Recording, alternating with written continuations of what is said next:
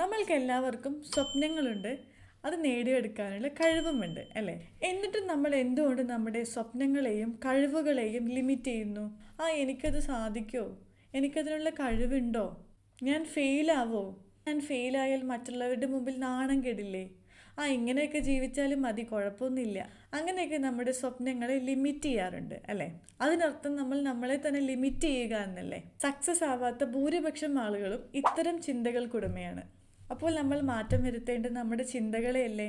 എത്രത്തോളം നമ്മുടെ കഴിവുകളിൽ വിശ്വസിക്കുന്നോ അത്രത്തോളം നമുക്ക് റിസൾട്ട് ഉണ്ടാക്കാനായിട്ട് കഴിയും, സ്വപ്നം നേടിയെടുക്കാനായിട്ട് കഴിയും.